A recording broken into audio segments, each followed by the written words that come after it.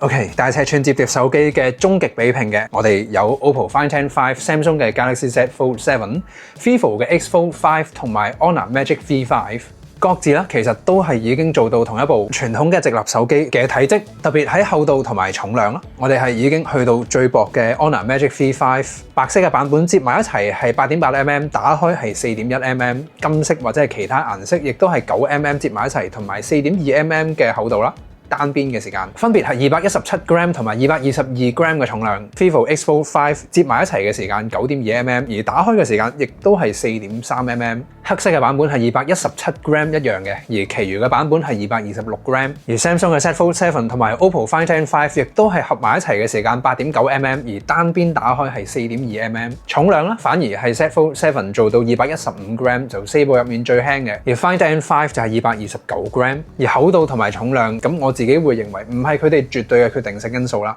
反而係唔同品牌對於呢一個摺機特別嘅 form factor 喺摺疊界面上面特別針對呢個大螢幕、內螢幕啦，係多功嘅操作，相機實拍效果啦、電池續航力實際嘅表現同埋效能發揮，包括係散熱嘅表現、螢幕顯示效果啦，特別喺摺痕嘅控制同埋專注嘅做工上面，仲有 AI 功能，全方面每一個重點同埋細節，我哋今次都係會完整比拼嘅。好啦，首先外觀設計 ，Honor Magic V5 係四部入邊最就真嘅，外螢幕係應用6.43寸，而不過佢係喺四部入面最闊嘅比例去到20:9嘅。Samsung 嘅 Fold 7就有6.5寸21:9嘅 ，Vivo 嘅 X Fold 5係6.53寸21:9，而最後對比 OPPO Find X5係6.62寸20.7:9嘅螢幕，咁佢就係四部入面最大嘅尺寸。睇片嘅比例咧，而家係播一個16:9嘅 YouTube 影片啦。咁去到18:9咧，喺我而家目測嘅面積 Fold 7同埋 Vivo X Fold 5嘅面積係好接近嘅18:9嘅時候，而6.43寸20:9嘅 Honor Magic V5 反而係會比較大少少嘅。而最後啦 ，OPPO Find X5 始終佢最大 mon 咁佢面積最大嘅，呢一個嘅差距算唔算好明顯、好大嘅差距咧？我哋認為唔算嘅。咁21:9嘅時間 ，Vivo 同埋 Samsung 兩個21:9嘅外螢幕係做咗全螢幕嘅，咁而呢度20:9佢就有少少嘅黑邊，唔算好明顯嘅。當然你可以 zoom in 做咗全螢幕，6.43寸、6.5寸、6.53寸同埋6.62寸，分別比較大咧。反而 Vivo 係應用咗4曲面嘅螢幕，咁我哋四邊都係可以見到一啲弧度嘅。咁而喺 Magic V5 上面，亦都係擁有特別喺右邊嘅螢幕位置啦，有比較大嘅圓弧角落，同埋佢係有一個 3D 嘅弧度。呢兩部機嘅機背亦都應用咗一定程度嘅 2.5D 或者係 3D 嘅立體機背。上手嘅體感上面，呢兩部機係會比較圓潤。而 OPPO 同埋 Samsung 就應用咗全平面嘅直角設計，咁佢哋嘅正面螢幕面板同埋機背嘅面板，亦都係全平面嘅玻璃。重點係內螢幕嘅比例同埋尺寸，喺 Honor Magic V5 係7.95寸嘅主螢幕 ，Samsung 嘅 Fold 7就8寸內螢幕 ，Vivo X Fold 5係8.03寸，而最後 Find X5 都係最大嘅，去到8.12寸。實際嘅分別有嘅，肉眼觀察得到，不過唔係一個極之大嘅差距，亦都係我哋睇一條16:9嘅影片，對比下佢哋嘅比例。18:9嘅時間嘅面積其實都係好近嘅，咁但係如果硬要分高低嘅話，我哋呢度留意到 Fold 7係會稍微比起 Honor Magic V5 大好微少，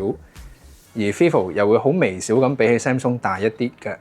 而最後 OPPO 亦都好微小咁比起 Vivo 差唔多大。其實佢哋呢個咧係將數字上差距最大 OPPO 同埋 Honor 嘅對比，實際上嘅觀感體感上其實差別都唔係太大，所以我哋唔嘥太多嘅篇幅嘅。咁最後21:9嘅電影，咁我自己嚟講啊，喺我體驗上面咁都會習慣咗去睇戲同步去做第二個操作，呢個時間就善用翻成塊內螢幕嘅大面積嘅。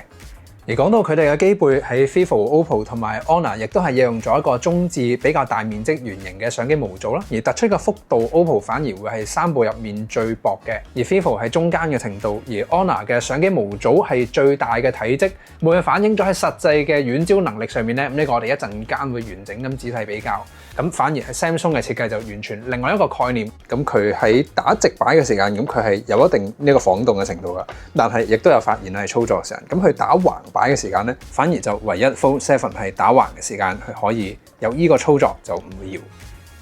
OK，Magic V5 打直擺嘅時間，好試下打橫嘅。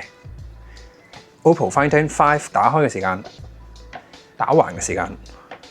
最後 Vivo 實際嘅效果撳起上嚟。咁呢個係接埋嘅時間 ，Magic V5、OPPO Find X5、Vivo 都係佢嘅中置相機，撳起上嚟佢都係冇搖㗎。咁所以咧都係要講一句啦，大家都有大家優勢。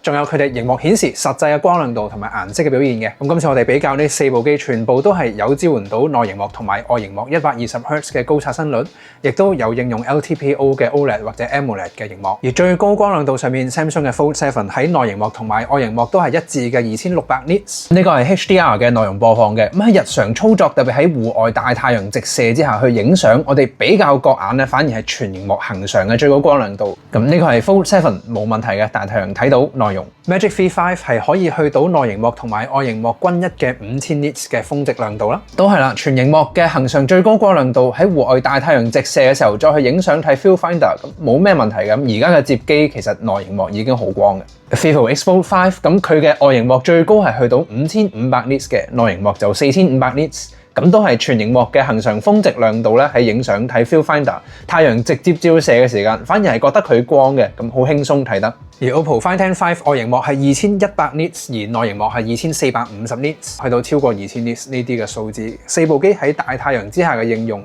操作體感嘅分別唔太大嘅。而實際上喺 HDR 格式嘅支援喺 YouTube 上面，4部機嘅內熒幕同埋外熒幕都係做到有最高 4K HDR 嘅播放。Netflix 嘅電影播放我哋循例都驗證一下，一樣都有 L1 嘅認證。Magic V5、OPPO Find X5、Vivo 可以播放到 HDR10 嘅格式同埋 Dolby Vision 嘅。最後 Samsung 嘅 Fold 7亦都有 L1 認證，而佢可以播放 HDR10。咁設計言語嘅偏好呢個就比較個人啦，反而我哋可以量化到同埋比較到，仲有其他嘅硬件部分。電源鍵同指紋掃描器2合1嘅按鍵，呢4部機都一樣擁有。USB-C 嘅插頭大家都仍然有保留啦，咁佢哋嘅機身已經係勉強放得落㗎啦。反而喺轉軸嘅做工實淨程度同埋佢哋多角度嘅懸停效果，首先係 OPPO 嘅 Find X5，佢嘅轉軸亦都係一個極高水準嘅質素，佢喺打開嘅時間去到最細角度呢個位置開始有足夠嘅承托，而佢全個轉軸極高嘅順滑度，中間亦都冇感覺到有零件或者係機械嘅摩擦或者係唔順暢嘅感覺，而去到最大嘅角度，去到呢個位置，佢會都係落咗去，而佢係有一個比較實在嘅呢個彈開去到最盡嘅效果。咁佢嘅轉軸質感同埋實淨程度做工啦，亦都係去到 A+ 一個極高嘅級數。好啦 ，Honor 嘅 Magic V5 咁今代佢就已經係做咗一個 redesign 嘅，除咗佢15% 更加強嘅硬度，反而係實際上嘅體驗最實際。咁佢係去到最細嘅角度呢個位置開始有足夠嘅承托啦，而佢係全段亦都係一個順滑嘅效果，大嘅角度其實仲有足夠嘅承托，都係一個比較緊嘅轉軸嘅，做工上亦都係有住一定嘅實力嘅，而去到最盡都係有個 lock 實嘅效果。實際上手轉軸嘅質感上，佢去到 A 至到 A+ 之間嘅，而 Vivo X Fold 5佢最細嘅角度係呢個位置，咁而去到最大角度 around 呢個位置啦，咁佢中間全段亦都係順滑嘅，而不過佢嘅阻力就冇頭先 Honor 咁大嘅。呢個有機會視乎個人喜好啦，而打到最開嘅時間都係有一下鬆開，然之後拍到最實呢個效果啦。佢嘅轉軸上手質感都係去到 A 呢個級數啊，反而喺 Samsung 嘅轉軸最細角度係直接去到呢個極微小嘅角度，已經係開始有足夠嘅承托力。Vivo、OPPO、Honor 都係有接近嘅角度，而 Samsung 明顯係再另外一個 design 嘅。咁而一直去到最盡，咁全段都係感覺唔到有機械嘅感覺或者零件嘅摩擦感覺。咁佢嘅轉軸阻力會喺呢4部入面最大，而呢個會係最大角度，唔係轉軸最大角度，係衡量埋個鏡頭嘅重心之後，佢唔會跌開攤開嘅一個情況之下，最大嘅角度。大家都差唔多啦。咁喺轉軸質感上手嘅感覺上面 ，Samsung 都係去到 A+ 一個頂級嘅水準。而內熒幕嘅摺痕控制，我哋亦都係比較一下。咁而家呢個角度係我哋擺到喺窗邊嘅時間，同埋有啲比較大嘅打燈。咁 OPPO 係官方有嗰個確實摺痕深度嘅數值嘅。咁而的確佢嘅摺痕係相對係一個比較淺，而但係實際入眼喺觀察嗰個感覺上面 ，Fold 7係有應用 Ultra Thin Glass 嘅玻璃內熒幕，而佢係厚度上面比起上一代再增加咗50% 嘅。成個熒幕嘅玻璃感覺同埋佢嘅平整度啦，都會係有住一個可以見到嘅效果喺度。咁呢個會係 Magic V5 嘅，咁佢嘅摺痕其實控制得相對係一個極之淺嘅水平，咁而佢嘅內熒幕係一個大燈側角度嘅反光之下唔可以參考得到，而反而有留意到佢喺表面擁有一個防反光塗層嘅保護貼。Vivo X Fold 5嘅內熒幕都擁有類似嘅防反光塗層嘅保護貼嘅，咁而佢嘅轉軸摺痕控制咧都可以參考得到。最後再睇多一次 OPPO Find N5嘅，咁佢嘅轉軸摺痕控制嘅位置啦，咁亦都其實有一個防反光塗層嘅芒貼。而不過開咗熒幕嘅時間，今代摺機嘅技術都去到成熟嘅1年嘅，轉軸嘅位置其實亦都唔影響到內容嘅顯示，包括係冇光亮度上面嘅偏差或者係色準度上面嘅偏色嘅。反而我哋之前幾個比拼都有觀眾留言都話想睇到佢哋嘅喇叭效果嘅比較。Samsung 嘅 Fold 7最大聲。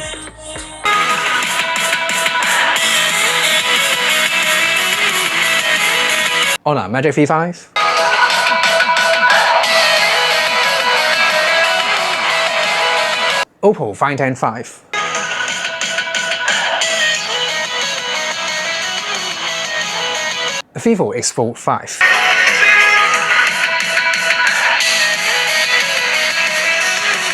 好啦，防塵防水 ，Samsung 嘅 Z Fold 7係 IP48， 4呢個等級係1mm 以上嘅塵粒啦，而8就可以浸喺1米水深用30分鐘嘅。OPPO 嘅 Find N5 係 IPX8、IPX9， 咁就冇防塵，不過防水上面就9係代表80度嘅水溫可以一定壓力嘅水柱噴射都係安全使用嘅。而 Honor Magic V5 同埋 Vivo X Fold 5就有 IP58、IP59 嘅防塵防水，而特別喺 X Fold 5上面有 IP59 Plus 嘅，9 Plus 係可以喺水入面去摺疊到1000次呢個認證，可能你有機會喺水底裏面去摺呢部機，然之後再去做一啲自拍嘅影相同埋拍片啦。但係當然你可以摺好先至放落水底，抹翻乾淨先再合翻埋。OK， 完整嘅界面操作、系統嘅功能同埋 AI 嘅功能，我哋係比拼埋相機實拍效果之後係會完整比較嘅，唔好走開啦。而喺相機嘅規格上面，今次嘅4部大尺寸摺疊手機都有應用3鏡頭配置啦。實際邊個係最強嘅遠焦啦？咁而首先我哋睇一下2億像素嘅主鏡頭對比另外3個5000萬像素主鏡頭，實際上有冇獲得咗額外嘅細節嘅？而第一個可能係好消息啦，就係呢4部機嘅全像素輸出模式其實已經係兼容到 HDR 嘅支援，咁佢哋出咗嚟其實就冇犧牲咗顏色或者動態範圍嘅運算，純粹係獲得咗額外嘅細節，不過張相會比較大啦。而 Samsung 嘅2億像素主鏡頭對比另外3部嘅5000萬像素主鏡頭喺細節保留度上面啦，即係如果你係會曬到張相比較大，或者喺後製嘅時候比較大倍數嘅 cropping 或者係 reframing 嘅時間，係有實際嘅作用嘅。咁佢嘅分別亦都係明顯，我哋可以比較得到，細節保留度明顯係另外一個級數啦。咁而我哋亦都實際比較佢哋遠焦上面嘅效果，喺日頭光源充足嘅時間啦，同埋一陣間夜景都會有嘅。咁理論上喺硬件遠焦鏡頭上面 ，Honor 同埋 Vivo 係有佢哋嘅優勢嘅，應用咗一個3倍嘅潛望式遠焦鏡頭，而 sensor size 各自係去到 Honor 嘅1/2寸同埋 Vivo 嘅1/1.95寸。OPPO 亦都擁有 75mm 3倍嘅光學遠焦鏡頭，5000萬像素，不過 sensor size 就去到1/2.76寸。低光嘅變焦能力咧，一陣間我哋會仔細比較。而日拍嘅30倍極高倍數嘅變焦，實際上 Vivo、Honor 同埋 OPPO 嘅實力係比較接近嘅。咁 Samsung 亦都有一個3倍光學變焦鏡頭，而佢係1000萬像素。咁實際上佢最盡係做到30倍嘅變焦，而另外3部係有100倍嘅。咁而家係3倍光學變焦嘅時間，即係遠焦鏡頭原生焦段啦，喺佢哋嘅細節保留度已經係有住一定程度啦。當然越高倍數變焦嘅分別會比較明顯嘅。10倍數碼變焦嘅時間，呢個反而我哋可以比較到4部手機咧，喺未有更加積極去到20倍或以上一個積極嘅 AI 算法嘅幫助之下，比較純粹嘅一個變焦能力。咁 OPPO、Honor 同埋 Vivo 呢個情況之下就未分到一個好明顯嘅高低。OK， 30倍 Samsung 上面係最盡嘅數碼變焦，咁呢個狀況之下 OPPO 同埋 Honor 反而喺 texture 嘅運算係比較像真同自然，而銳利嘅 Vivo 就有比較明顯嘅一個人工嘅感覺。低光夜拍嘅3個鏡頭嘅實力，超廣角鏡咁我哋亦都係唔可以完全忽視嘅。咁呢度 OPPO 就應用咗一個800萬像素嘅超廣角鏡，反而佢就有一定程度嘅犧牲。實際上亦都有反映喺細節保留度上面嘅。咁你可以睇到佢嘅建築物細節同埋呢個文字嘅細節保留度冇另外嘅3部高。而主鏡頭喺1200萬像素嘅輸出低光拍攝啦，其實分別唔係太明顯嘅，反而係喺 OPPO 嘅控光上面，佢喺高光位有比較穿透，冇完全壓晒翻嚟嘅一個 HDR 運算。都有一部分人係會認為呢個效果反而似傳統相機嘅對比度嘅。至於遠焦鏡頭上面喺3倍低光嘅時間啦，咁反而我哋見到 Vivo 同埋 Honor 嘅銳利度係會比較高嘅。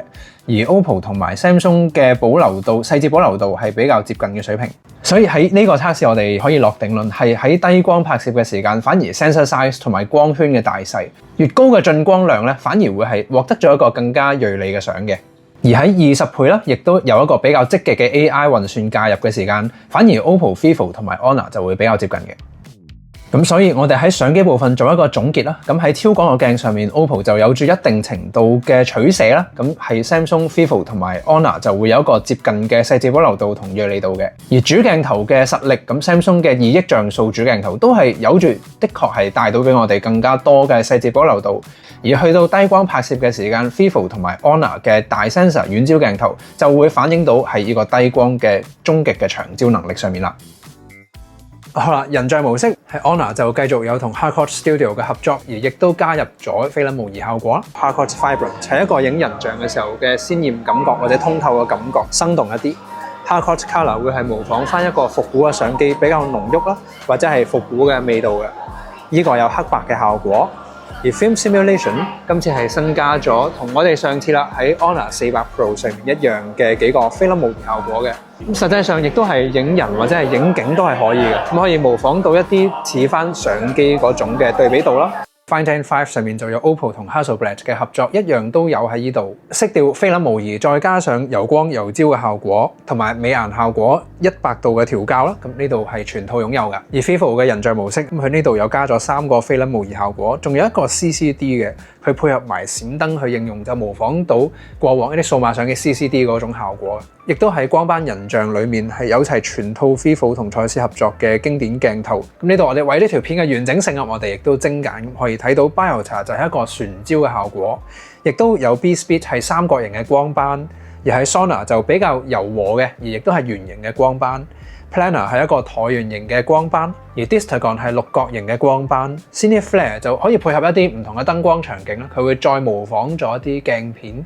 鏡頭個折射嘅效果。Cinematic 就係橢圓形嘅光班同埋散景運算，而同時間係21:9嘅比例，可以營造翻一個電影感嘅。而 Vivo 全套嘅人像面部提升嘅效果啦，咁啊全套呢度有嘅。實際出嚟嘅效果啦，我哋比較一下佢哋嘅邊緣運算效果。咁實際上啦，呢4部機我哋有喺大背光嘅場景直接挑戰佢嘅極限，主鏡頭同遠焦鏡我哋都有應用嘅。咁去到大背光，再加上人像喺邊緣運算背景比較複雜嘅位置，佢哋亦都係可以做到一個基本上係好難揾到瑕疵啊！佢哋嘅頭髮絲運算都去到每一條嘅呢個級數嘅精準度，而側面嘅輪廓剪影同埋眼鏡邊框嘅運算、頭髮絲嘅邊緣運算，4部機都已經去到頂級旗艦極致準確嘅水平。咁呢度就分唔到高低嘅，反而就最主要嘅分別會喺人像嘅面部嘅膚色運算。我自己就會認為 Samsung 出嚟嘅效果，佢喺膚質同埋喺成個面部嘅運算會相對比較自然同埋像真度比較高，而佢亦都可以選擇開山一啲自帶嘅輕度嘅美顏嘅。而 Vivo 同埋 OPPO 佢哋喺人像或者係成套相機系統影相嘅調色上面都係有住佢哋嘅實力嘅，反而會係比較模仿到單反無反相機或者係傳統相機嘅質感或者係色調立體感咯。而 Honor 喺 Harcourt Studio 合作嘅色調亦都係容易做到一啲討好嘅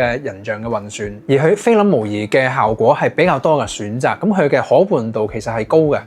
再加咗 Honor 我哋之前有見過嘅 Motion Sensing Capture， 再加上 Auto Capture 嘅功能，咁就直接喺冇腳架嘅狀況放喺任何平面上面，可以自動去做埋一個影相 capture 嘅效果。反而喺 Samsung 上面就有 Auto Framing 嘅拍片功能，都係用翻喺呢個摺機上面更加 make sense 嘅操作，擺喺平面嘅時間自動追蹤住主角嘅拍片，咁就冇咁固定同埋死板嘅。好啦，跟住落嚟係唔同品牌對於佢哋摺疊呢一個操作嘅特別功能。Fold 7喺 Home Bar 以外嘅位置向上一拉，長撳入面嘅一隻 App 再拉去畫面嘅下半，佢係多重視窗，擺去右或者左邊佢就會直立嘅分屏。而呢個會係佢嘅應用程式目錄啦，直接點擊會入翻嗰隻應用程式，或者其實可以長撳呢隻應用程式，亦都可以開到多重視窗嘅效果嘅。好啦，咁最多同一時間就有3隻嘅 Multi Window， 最細係去到咁樣嘅。大概係1/3嘅比例啦。咁而再橫向嘅時間，最盡係去到都係 around 1/3咁樣。而呢個時間咧，今次嘅新界面佢係容許我哋喺兩隻應用程式嘅時間多重視窗，佢最盡係去到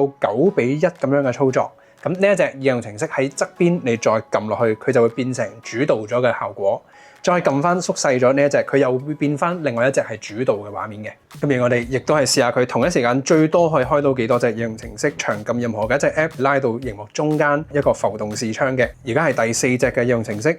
第5隻、第6隻啦。咁 Samsung 原生嘅瀏覽器係可以容許我哋同一時間開多過一個視窗嘅。第7個 app、第8個 ，OK， 最多就同一時間開5個嘅浮動視窗，加埋就8隻應用程式嘅。而隱藏喺呢個目錄入面有一個速度最少嘅操作，再撳開 icon， 其實就可以喺呢咁多隻我哋喺背景執行緊嘅應用程式係再打開。好啦，而呢個係 Honor 特別針對今次大螢幕嘅操作界面嘅。重點會係今次佢係可以做到3隻應用程式同步嘅。咁我哋再將第3隻拉出嚟，再擺去最側邊，佢係可以做到3隻 app， 而我哋咧係可以調校佢嘅視窗嘅大細，然之後兩邊係縮細咗佢。但係任何時間我哋係可以攞翻出嚟用，最多可以開到幾多隻 app？ 好啦，咁呢度我哋係2隻嘅多重視窗，再加2個浮動視窗，但係同步喺背景呢度，其實可以自由咁選擇翻邊一隻 app。好啦，至於 Vivo 大接機嘅操作界面上面，佢都係有類似用咗一個平板咁樣嘅 taskbar 嘅設計，可以長撳去隱藏，長撳呢個位去開翻。好啦，咁佢最多就係左邊同右邊 side by side 嘅2隻應用程式，咁擺喺中間都可以用浮動視窗嘅形式再去用第3隻、第4隻 app。而喺呢個 icon 撳開就 store 咗我哋幾隻喺背景運行緊嘅 apps， 咁再撳開，咁但係同一時間就只可以用到2個 multi window 加2個浮動視窗，即係 total 4隻 app。反而係呢個 workbench，Vivo 嘅 workbench 喺呢度，佢同一時間喺呢幾隻背景 apps 係仲 run 緊嘅。你睇到條片仲可以播到睇到個劇情嘅。呢度你可以做第2樣嘢嘅。而最後係 OPPO 嘅多功界面，咁佢一樣喺螢幕嘅底邊向上拉，我哋會揾到 taskbar 嘅。咁呢度佢就唔係一個任意嘅拉去任何位做第3隻，但係佢有 support 到同一時間3隻嘅。咁呢度有個 split view 嘅 window， 撳開之後，咁佢就會直排3隻應用程式嘅。咁佢就好似有3部手機拎咗喺一隻手咁樣，但係佢有佢限制嘅，我哋唔可以再喺呢度實際去自由去調整佢嘅螢幕嘅大細。亦都試下最多幾多隻 app 嘅，再向上拉。再長撳 ，OK， 咁佢就係3隻嘅，咁我哋只可以係控制呢3個 app 再去切換，咁但係就冇一個 small window， 即係個浮動視窗額外就喺上面 on top 嘅。但係咧，我哋喺呢度可以將佢轉成 floating windows 嘅浮動視窗，咁就2隻 app， 然之後再加睇下最多幾多隻嘅。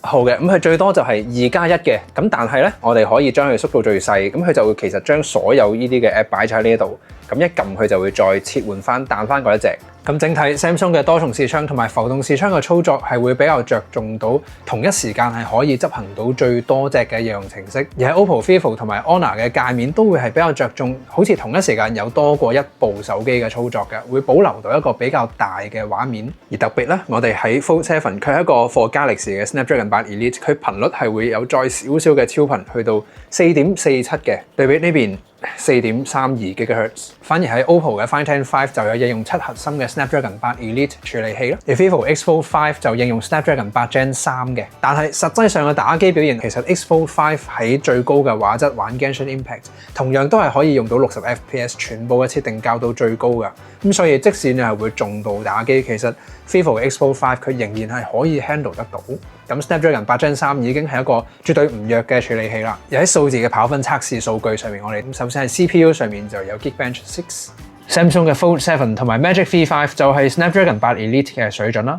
而 Find X5 就係7核心嘅，咁其實差距唔係話太過大嘅。而 Snapdragon 8 Gen 3嘅 X Fold 5就係 S8 Gen 3或者係 S8 S Gen 4一代嘅手機。繪圖能力、打機上面嘅表現都係 3D Mark Wildlife Unlimited Stress Test 20分鐘嘅壓力測試。GPU 或者喺打機嘅性能上面 ，Find X5 就會做到同 Magic V5 或者係 Z Fold 7同等同級嘅水準嘅。Vivo 嘅 X Fold 5都係 Snapdragon 8 Gen 3或者係 S8 S Gen 4一代嘅手機嘅性能嘅。最後仲有呢個終極嘅1個鐘 Antutu Benchmark 嘅測試，每一次嘅測試係15分鐘，我哋4部機都係連續跑4次嘅，咁就啱啱1個鐘嘅極高壓嘅測試。反而喺呢個測試會見到 X Fold 5 Vivo 嘅溫度控制啦，同埋效能釋放上面係有驚喜嘅。佢係有完整嘅 Snapdragon 8 Gen 3效能釋放啦，而佢嘅持續性能發揮係維持到嘅。而 Samsung Fold 7會喺峰值效能輸出同埋喺效能嘅持續發揮上面會稍微比起 Magic V5 好嘅，而亦都係會比起 Find N5 嘅穩定度高一啲。好，而最後喺電池續航力測試之前 ，AI 功能上面圖片編輯嘅能力，我哋係喺 Vivo Expo 5 Magic V5 上面係有 AI Expansion 擴圖功能嘅，咁最盡都係去到200%。而喺 Samsung 嘅擴圖，佢某程度都有嘅，我哋係可以去呢度校佢嘅水平參照啦，然之後就可以做到填滿嘅效果。咁你反覆做幾次咁樣嘅擴圖咧，其實都可以某程度達到嘅。有 OPPO Find N5 就未有擴圖嘅功能，實際出嚟嘅效果啦。Samsung Vivo 同埋 Honor 嘅擴圖能力係比想象中再接近嘅水平，咁包括人像同埋喺後面嘅建築物、成個地面嘅欄杆同埋地板嘅 texture 啦，再到後面嘅建築物都係比較接近嘅。咁當然每一次 AI render 出嚟嘅效果同埋呢3部機實際效果有分別嘅，但係可信度係接近。反而我哋睇下人像嘅移除會唔會分到佢哋嘅高低？都直接挑戰佢哋極限啦，因為呢個係一個鏡面嘅反射，同埋喺 lift 入面嘅 texture 係比較多嘅，咁係容易出事嘅場景。咁我哋將我自己嘅主角去移除啦，咁而佢哋喺背景嘅 texture 上係揾到有一定程度嘅分別。大致上咧，4部機都可以生成翻一個比較可信像真嘅效果。而如果我哋放大硬要分高低嘅話，咁喺後面呢個鏡面嘅反射咧 ，Samsung 同埋 Honor 嘅可信度係有比較完整同埋像真嘅。拉翻開睇，咁 Vivo、OPPO 就有 A 嘅表現啦，咁而 Samsung、Honor 去到 A+ 噶啦。而其餘嘅 AI 功能，咁佢哋各自都擁有全套嘅 AI 功能嘅支援。咁首先係一個講電話嘅語言即時翻譯，我哋而家喺 Vivo、Honor 同埋 Samsung 都係有嘅，都係已經係加咗廣東話嘅支援。佢哋咧都係有發聲朗讀嘅功能嘅。將使用此聲音播報。你好，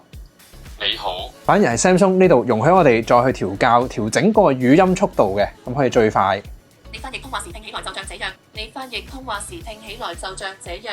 而 Vivo 佢一啲亞洲語言同埋歐洲語言都有啦，但係佢就未去到 Samsung 同埋 Honor 咁多嘅。對話嘅語言即時翻譯喺 Honor、Samsung 同埋 OPPO 都有內建嘅，反而係 Vivo 就未有 Interpreter 或者 Translate 呢一類型嘅應用程式。今日天氣好好啊！今日天氣がいいです。今日天氣幾多度啊？今日の天気はどれくらいですか？有冇室內嘅景點介紹？屋內アトラクションはありますか？